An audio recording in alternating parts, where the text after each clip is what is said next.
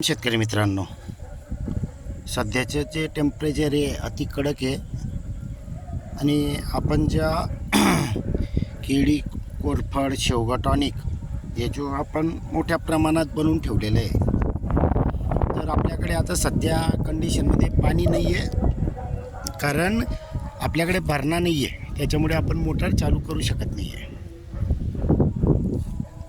हे आता कमीत कमी 2 महिन्याच्या वर होऊन गेलेले आहेत. आपण इथपर्यंत भरलेलं होतं ते. आता जसं टेम्परेचर आणि हे वाढतं आहे तसं तसं ते उडतं आहे.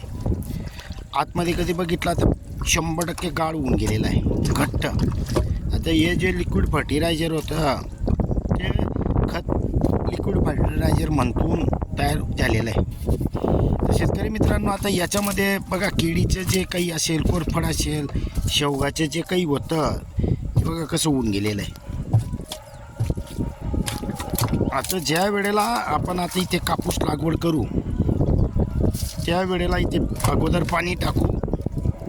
फक्त पाणी टाकण्याची गरज असणार आहे, बाकी काही टाकण्याची गरज राहणार नाही.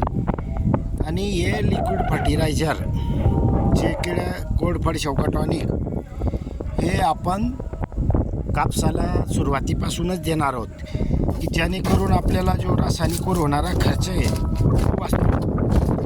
आपल्याला भरपूर वर्षापासून असे अनुभव आहेत, आपण बनवत असतो, देत असतो.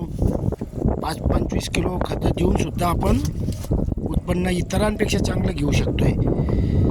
तर शेतकरी मित्रांनो, हे स्ट्रॉंगमध्ये बनवून गेलेले आहे. आता ज्या वेळेला आपण याचं फक्त आपल्याला फवारणी करता येणार नाही, फवारणीसाठी तर आपण घरी बनवलेलं असतंच, कारण याचं कधी फवारणी केली तर आपल्याला याचे प्रमाण सापडणार नाही. त्याच्यामुळे आपल्याला, कारण थोडं स्ट्रॉंग झालं तर पानं हे करपतं, कारण ॲसिडिक बनलेलं असतं हे.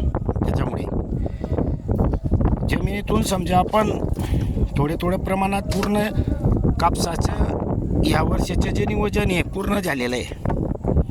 या निविष्ठा ज्या आपण बनवतो आणि जे बोरवेल जोर बनवलेलं आहे ते, आणि हे त्याच्यामध्ये पालापाचोळा अर्क सगळं काही ऑलरेडी ते पण तयार झालेलं आहे. याच्यामुळे शेतकरी मित्रांनो, जमीन जिवंत